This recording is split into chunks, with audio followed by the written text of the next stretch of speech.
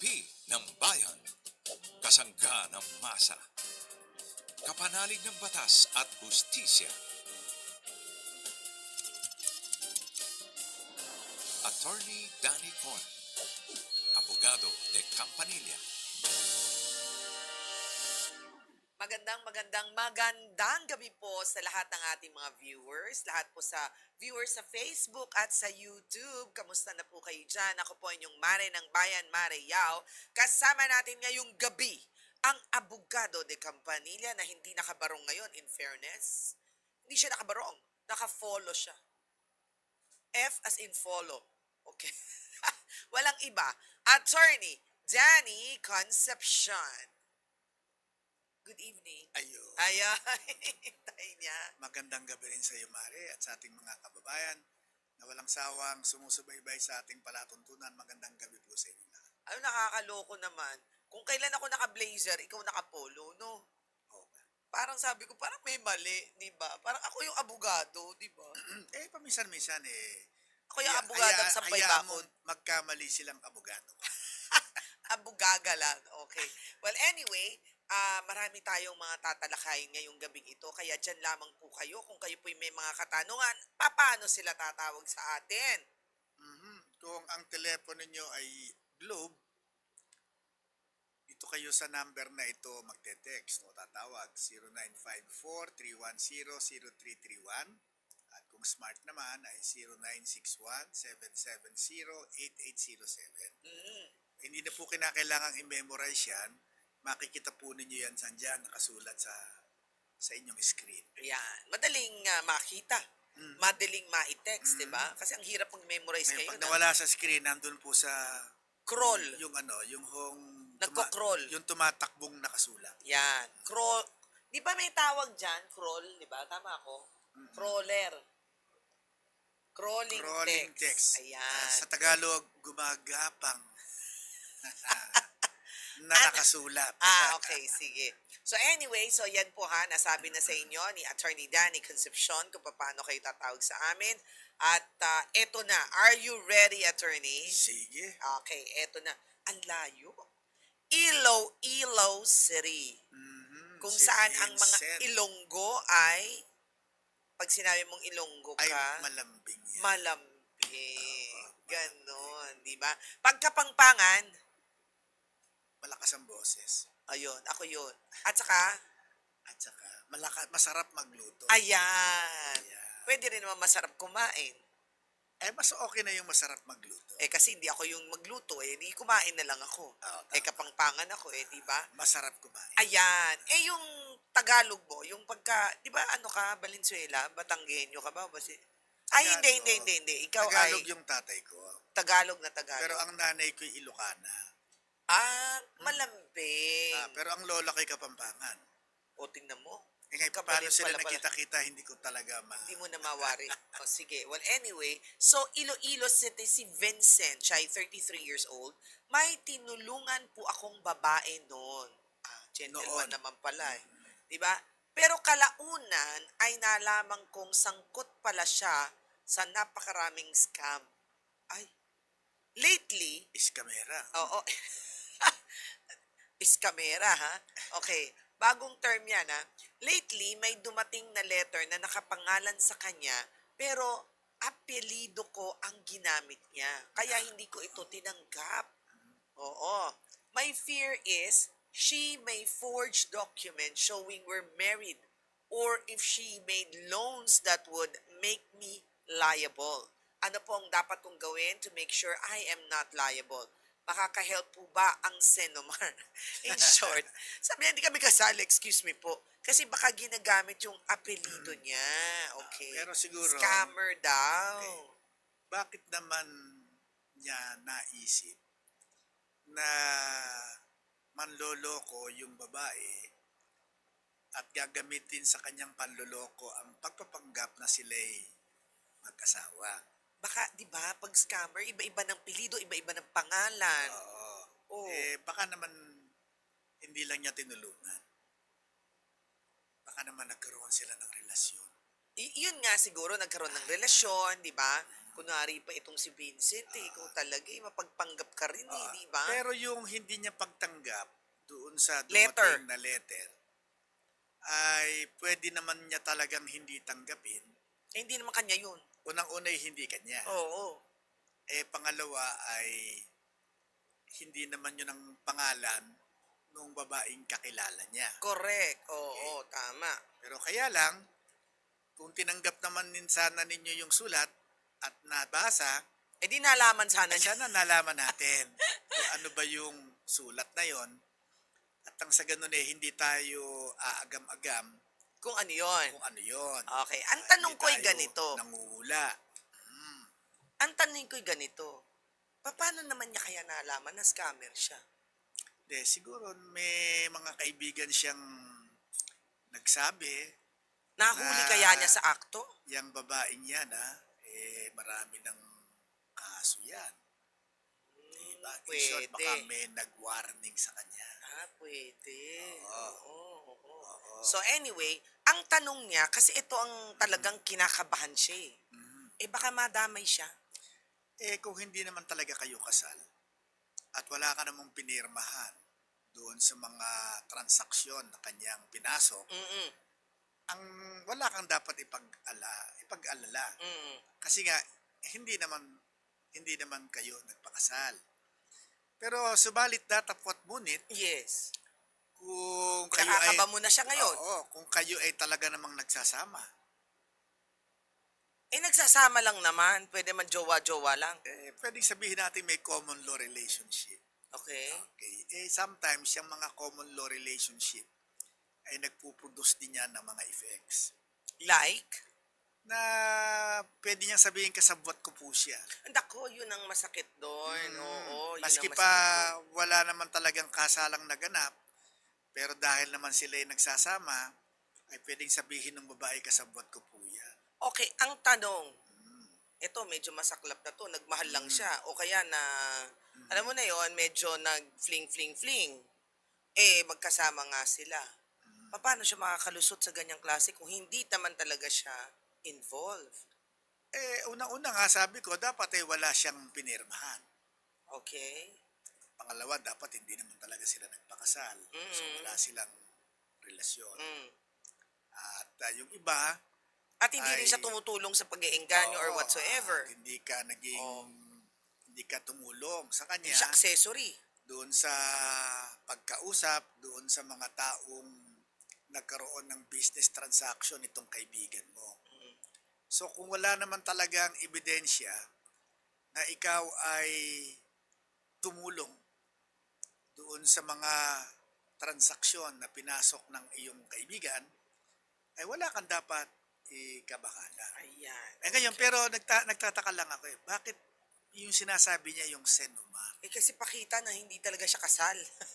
So parang sinasabi Diba? niya binata siya. Oo, binata siya. Parang, kasi di ba pag may senomar ka, ay ito yung nagpapatunay na wala akong kasal. Walang kasal na nakarecord. Yes. Pero hindi ko mo walang record ng kasal, walang kasal. Eh paano nga naman talaga kung walang record? Ay, pwede pong alam nyo, para maging mabisa ang kasal, hindi sinasabing dapat ay nakarehistro. Ayan. Pwedeng may mga kasalang naganap pero hindi narirehistro pa. O, di na siya nakatulog. Kaya nga yung Senomar, hindi rin po talaga yun. So sa tingin ko, sana hindi naman talaga kayo kinasal. Walang or walang seremonyang naganap. walang seremonyang naganap. Hindi kayo kumuha ng lisensya. Correct. O Ayan. kaya naman, hindi ka talaga involved. Para talagang totally out of the loop ka. Yan. O, sige. Pinakaba mo naman sobra eh. O, eto na. Kasi parang, ba't Senomar na? Parang, Kasi di ba uso ngayon yan? Oo, Pagka pero- kunwari, magpapasakal ka, magpapakasal ka, di ba? O, di kukuha ka ngayon ng Senomar. yun, nagpapatunay lamang na walang nakarecord. Mm, Pero okay. hindi ko mo walang nakarecord ay walang mabisang kasal na naganap. Okay. O, sige. O, eto naman, sa Paranaque lang siya. Hmm. Si Amara, magandang gabi sa'yo. Nasa phone, linya ng telepono. Hi, Amara. Hello po, good afternoon po. Yes, good evening, Sir Amara. Anong itatanong mo kay attorney? Hello po. Yes, ano pong itatanong ninyo kay attorney Danny? Ito po, regarding po to sa credit card swipe po na may interest po. Credit card ang gusto niya itanong sa'yo. Mm. Na may Opo. interest. Talaga Bali namang may interest talaga ang credit Credit card card. pag hindi mo binayaran ng buo ang iyong binili na ang pinambayad mo ay credit card. Okay. Anong problema mo, Amara? Bali po, hindi po sa akin credit card. Bali po, inanyayahan po ako ng kaibigan ko na mag-swipe po sa credit card niya po. Sandali. Bali po, Sandali. Hindi kanya yung credit card. Hindi sa iyo yung credit card. Opo. Bali parang nag-business niya po yun. Ang business niya ay, gamitin mo yung credit card ko Oo. at bayaran mo na lang ako. Ganun ba yun? Ng- Tapos, ng may tubo. ng may Parang ganun tubo. ba yun? Opo. May Ayun. interest pa po niya. Ano ngayon na naging problema? Bali, ayun nga po, syempre, nag-inquire po ako. Sorry po, hinihingal ako. Buntis po. So in short, ginamit mo.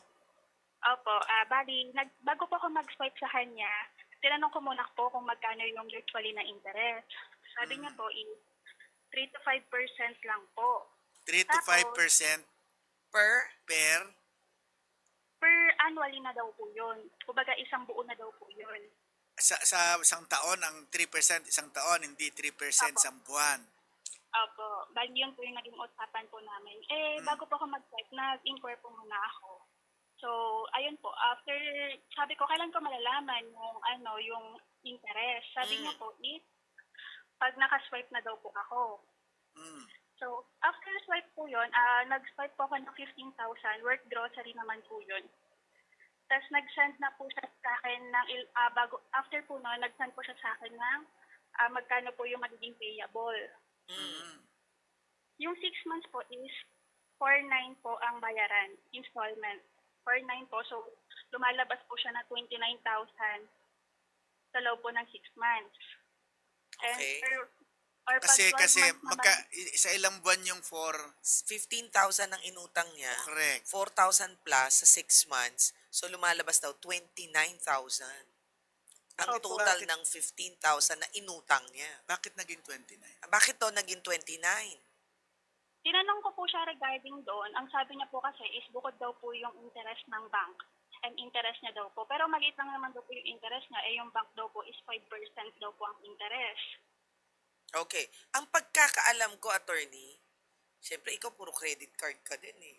Pero ang alam ko sa credit card, 3.5% per month eh. Pero kasi sa credit card, magkakaroon lamang ng interest kung hindi mo binabayaran ng buo. Tama. Ang Oo, bill. tama. Kung hindi Okay. buo, oo. Pero tama. pag dumating ang bill at binayaran mo ng buo, Wala siyang interest. wala siyang interest. Oo. Okay. Pero, ang interest kasi ay hindi lamang dun sa purchase na yon. Ito ay interest sa lahat ng Binili. binili na ang ginamit ay yung card. Credit card. Oh. Okay, paano? So, ang ginagawa niya siguro, hinahati-hati niya yung interest doon sa mga bumili na nakigamit ng kanyang credit card. Kasi po, napakalaki nun. 15,000 yung isinwipe ninyo. At after ng 6 months, magkano yung pinababayaran sa inyo? 29. Tama ba yun? Opo, 29,400 po. Ang- Pero ang pinili ko po kasi ay 12 months po. Kasi 12 mas magaan po months. sa akin yun. Oo. 2,800 naman po siya per month.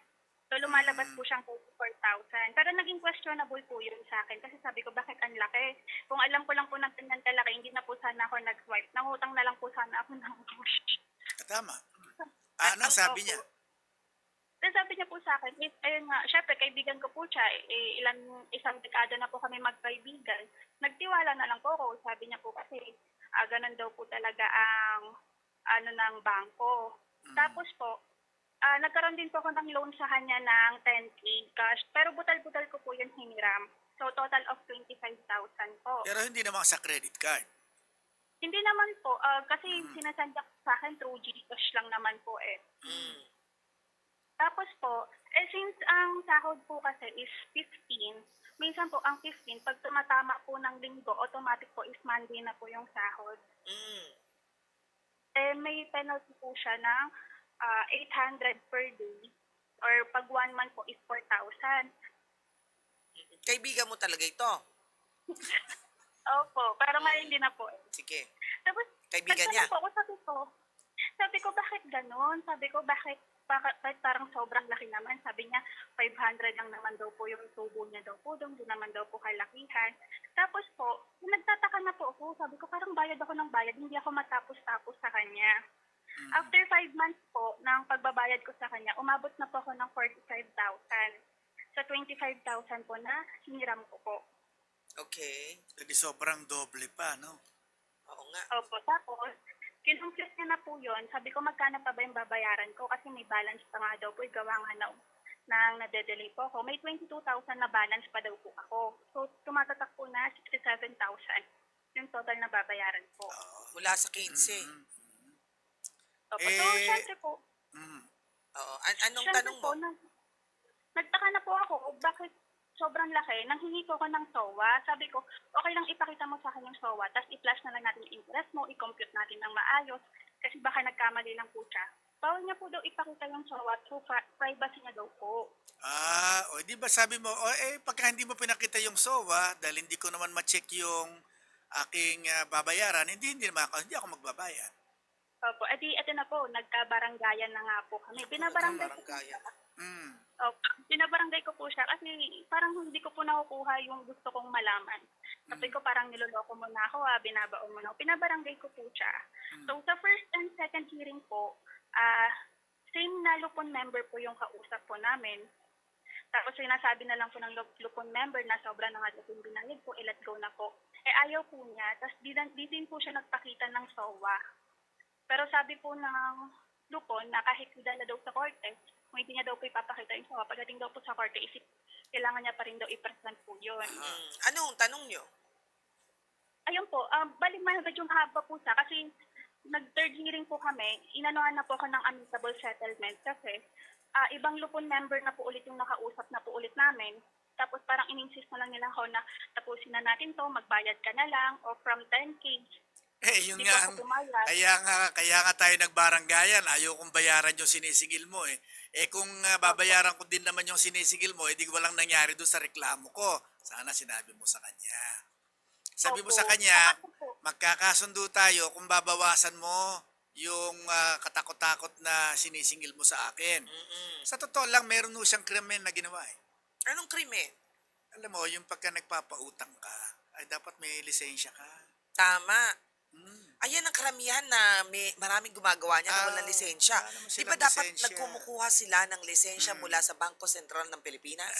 At para, tsaka sa... Or SEC, or DTI, or something, ganyan. Kasi po siya ay nagbi-business ng pagpapautang. Correct. O yun Pangalawa, na violation niya. sa totoo lang, pwede mo siyang ireklamo sa credit card company. Ayun pwede po, rin. bali, may mali lang po akong nagawa. Bali, sa third hearing po kasi namin, ibang Lupon member, parang nag-ulit na naman kami sa umpisa. Tapos parang sinasabi na lang po, na i-let go na nga lang po, bayaran ko na lang. Parang Pagka from sinabi mo, 22,000, sabi mo sa kanya, pagka binaba ko let ng go, huwag mo na ako singilin. I-let go mo na. Oo nga. Hindi na ako magre-reklamo kung magle-let go ka na at hindi ba na ako sisingilin. Kasi sobra-sobra na yung naibayad ko sa'yo, sa inutang ko sa'yo. Correct. Pero Amara, Opo, anong bali- naging problema mo? Bakit sabi mo nag-let go? Ano naging problema mo doon sa pangatlong lupon? Ano po, hindi po siya pumayag na mag-let go. Gusto niya pa rin po ako pagbayarin. Parang binaba niya na lang po na 5K na lang daw po yung bayaran ko. O suma Umiiyak total, na ano siya. nangyari? Kano na Amara? lang ang pinababayaran niya sa'yo? 5K. 5K. Pumirma na lang po ako ng amicable. Pero pumirma hindi ko siya. naman po alam na bawal po pala, may 10 days po pala na pwedeng bawiin yung, wala naman pong sinabi sa akin si Lupon. Kasi sa barangay po nila yun mas kilala po siya kaysa po Kaya nga, akin di yun sa madalit sabi, pagka nagbayad ka ng 5K, tapos na. Opo. Hindi ko po, sabi ko hayaan ko na nga lang. Hindi, mas priority ko po yung magulang ko kasi ako lang po yung breadwinner. Kaya nga, so ano ngayon ang gusto mong tanongin sa amin? Nag-file na po siya ng CFA kasi ako na po yung pinabarangay Kaya nga, niya. so anong itatanong mo? Nag-file na po siya ng CFA po. O so anong tanong mo ngayon sa amin? Ayun po, kung sakaling magkita po kami sa korte ngayon, since nag-file po siya ng CFA, ang laban niya po sa akin is amicable pero di pa po siya nagpapakita ng SOWA. Ano pa po bang pwede kong gawin? Hindi, para akala po ko ba pumirma ka na dun sa magbabayad ka ng 5,000, 5K? oo. Opo. Bali, last year po yun nangyari. Tapos ngayong taon po siya nagpabarangay. Kasi Ah, hindi so niya na po talaga. ngayon, Hindi na binayaran. sandali muna, dahil hindi mo Opo. binayaran yung 5K, Opo, ayun. kaya binabarangay ka naman. Opo, hanggang sa natapos na hindi kami nagkasundo, nag-file na po siya ng CFA. Sa madalit sabi, ang kaso na ngayon, dahil hindi ka nagbayad ng 5K sang-ayon sa kasunduan. Nabaliktad na siya. Opo. Parang baliktad na Opo, ngayon. bali ganun na po yung So nangyari. ikaw na ngayon ang ikaw nasa sayo yan kung kung lalabang ka pa ba sa kanya o babayaran mo na yung 5K niya. Kasi ngayon baka pag binabayaran mo na siya ng 5K, sasabihin niya hindi na 5K yan kasi magsasampa na ako ng kaso. Di sasabihin niya natatakot ka naman. Ang sa akin, huwag ka na matakot diyan kasi ang tingin ko may labang ka naman diyan. Pagka nalaman ng judge kung magkano na yung naibayad mo sa kanya at kung magkano kalaki yung inutang mo, ang tingin ko hindi naman siya papanigan dyan. At saka siguro, i-reserve mo yung mga pinambayad niya, di ba? Yung mga payment slips, Meron ka bang lahat. pruweba doon sa mga Pruweba. bayad mo? Opo, lahat po ng resibo naka-save naman po, pati Ah, conversation. At saka yung sige. original na inutang mo, ganyan. Ah. Kung mag-file man siya 5,000, pa-file niya small claims. Small claims nga. Ngayon, pwede namang, kung gusto nyong matapos na lang ito, tawaran mo na lang yung 5.